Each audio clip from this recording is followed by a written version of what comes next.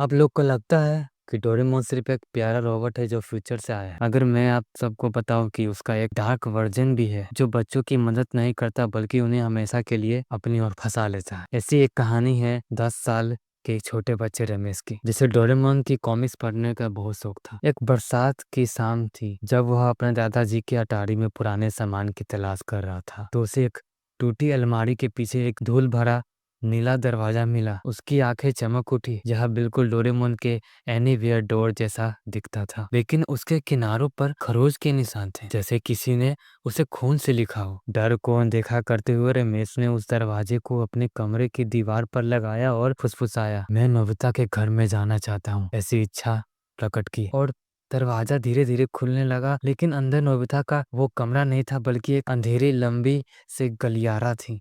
गलियारा जहाँ से डोरेमोन की हंसी सुनाई दे रही थी, पर वो आवाज धीमी थी। जब कोई रोबोट खराब हो गया हो, ठीक उस तरह की आवाजें आ रही थी। रमेश अंदर गया। पीछे से दरवाजा अपने आप बंद हो गया। गलियारे में हवा में डोरेमोन कॉमिक्स के फटे पन्ने तैर रहे थे। तभी अंधेरे में दो गोल चमकदार सफेद आंखें दिखी। ही तुमने मुझे ढूंढ लिया, ऐसा आवाज आने लगा। एक डोरेमोन सामने आया, लेकिन उसकी नीली फर उखड़ रही थी, जिसके नीचे से धरा हुआ मांस दिख रहा था। उसका मुंह असंभव तरीके से फैल गया, जिसमें नुकीले दांत थे। कोई गैजेट चाहिए रमेश? मेरे पास गैजेट है, ऐसा डोरेमोन ने कहा।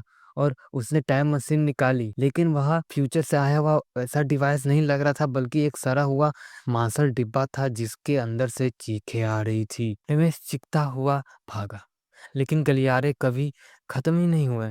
वो डोरेमोन पीछा करता रहा, फुसफुसाता हुआ, तुमने दरवाजा खोल दिया, अब तुम हमेशा के लिए मेरे हो। कुछ दिनों बाद रमेश के माता पिता को उसके कमरे में वही नीला दरवाजा मिला, लेकिन रमेश गायब था। जमीन पर सिर्फ एक डोरेमोन की कॉमिक स्ट्रिप पड़ी थी, जिसमें रमेश एक पैनल में फंसा हुआ था और चिल्ला रहा था, बचा लो मुझे। जब वो दूसरा डोरेमोन उसकी तरफ मुस्कुरा रहा था। और इसी के तरह से ये कहानी को अंत करते हैं। बाकी आप लोग को क्या लगता है, ये रमेश की कोई कल्पना है या सब कोई वहम है, या हो कह सकते कि डोरेमोन के शायद ज्यादा ही देखता हो? आपको क्या लगता है कमेंट करके जरूर बताइएगा। Thank you.